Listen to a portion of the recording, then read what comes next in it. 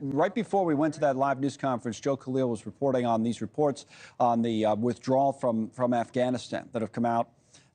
Today, one day ahead of a presidential debate. And the politics of this, if you look at the withdrawal August of 2021, that time marked a real low point, right, for the Biden presidency, measured by the president's approval rating, which we're bringing up right behind me now. So you see it when the president was inaugurated in January of 2021, he was up around 60%.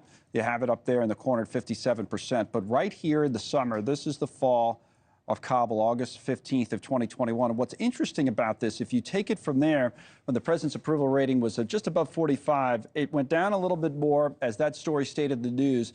Remember, just coincidentally, I happened to be at the White House that week reporting. It was a real low point for the administration trying to come up with answers to the questions there. And they never really, in terms of approval rating, recovered. See that line just straight across? Pretty much a flat line, 41, 41, 41, 43. And you look at other things like how veterans see the administration. It's important ahead of the debate. Among veterans, this is from the Hill's recent polling, Trump plus 10, active service members, Trump plus 5, families of veterans, Trump plus 2. It's a political advantage as well as a big story that we're following for obvious other reasons ahead of a presidential debate. Some of the context to add to Joe Khalil's reporting. All right, let's talk a little bit more about this right now as we're bringing Congressman Ryan Zinke, the Republican out of the state of Montana. He's a former Navy SEAL, also a former member of the Trump cabinet. He was Secretary of Interior, you might remember. Welcome, Congressman. Your reflections here 3 years later on this report and the significance, especially from the GOP report, of what people should take away from it. Well, I think when you look at it objectively, it confirmed what we knew. The administration, Biden administration, lied. They lied about the Doha. They lied about how they executed. They got rolled over by the State Department. And look, it has consequences today. Our allies don't trust us. Our enemies don't fear us. But the big takeaway is the Biden administration lied. And remember, who was last in the room? By her self-admission, Harris was the last in the room. It was, as far as a military failure, no doubt. But I want to emphasize it could have been a lot worse. They made a series of mistakes and lied about it. They consolidated in Kabul, which is largely undefendable. We left billions of dollars of equipment in Kandahar. We had Bagram. We had bases that could have been defended with the helicopters and rotary wing and the NEO position, the non-combatant evacuation position. But instead what happened was the Biden administration was absolutely intent, no matter the consequences, no matter the conditions of the ground, they were leaving. And remember, it was also our State Department that also prevented those allies that fought alongside of us from leaving.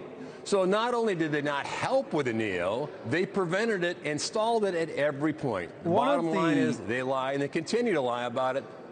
One of the issues the Democrats have brought up, because you mentioned Vice President Harris, is that when they came out with an original preliminary report on this, she was barely mentioned, but now, political season, they say there's just playing politics. She's mentioned many times in this report. They say that's pure politics, that she's mentioned more now than she was then. What do you say?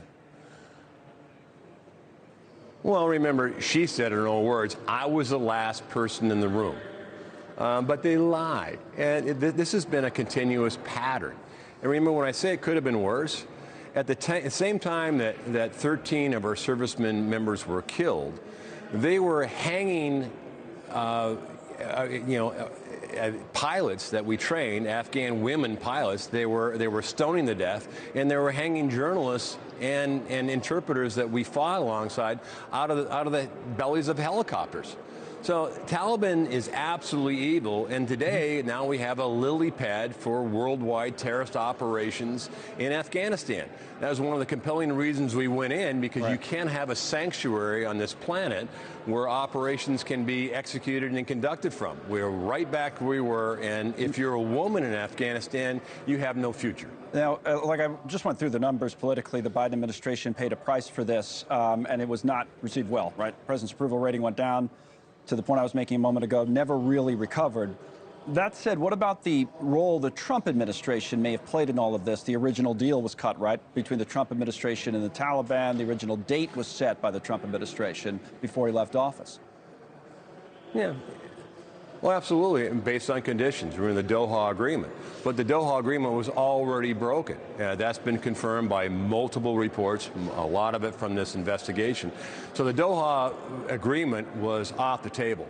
What was on the table was Taliban and our exit. Thanks so much for watching. Just go to joinnn.com to find News Nation on your television provider. And don't forget to click the red subscribe button below to get more of News Nation's fact-driven, unbiased coverage.